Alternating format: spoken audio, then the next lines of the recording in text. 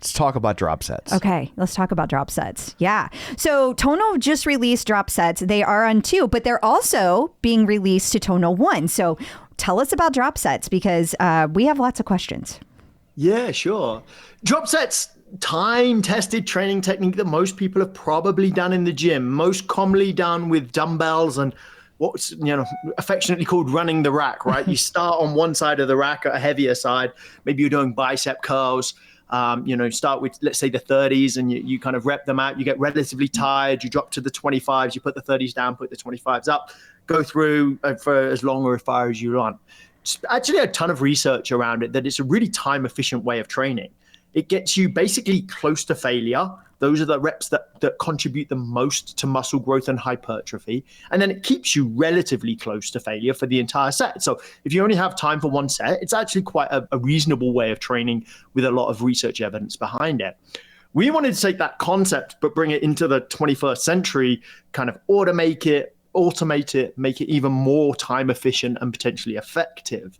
So essentially what we've done is we instigate this system where we give you your 8-rep weight, starting weight, and we do a calibration set before it to make sure the weight's dialed in particularly. So Tonal will increase or decrease your weight depending on how strong you are on that given day. And then it starts with your 8-rep weight.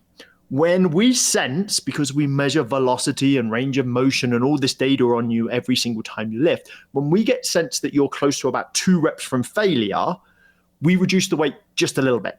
So you don't reach failure, but you just these 2 reps from failure. And that's because the research evidence suggests that's kind of the sweet spot between stimulus and fatigue. It's where you stimulate a lot of hypertrophy, but the fatigue is not as much as it is with failure. And then we keep you there for kind of as long as you kind of can sustain it. It might be 6 reps, 8 reps, 10 reps. Every time you get back to that point, which is every 1 to 3 reps, we reduce it a little more and we reduce it a little more.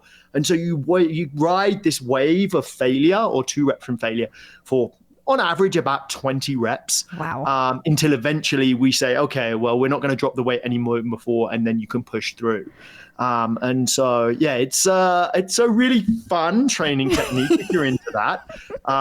It gets an incredible pump and you get a lot of volume in a very short period of time. But we have some preliminary research that says we get similar amounts of muscle growth in about 38% of the time of traditional sets of training with drop sets. Wow.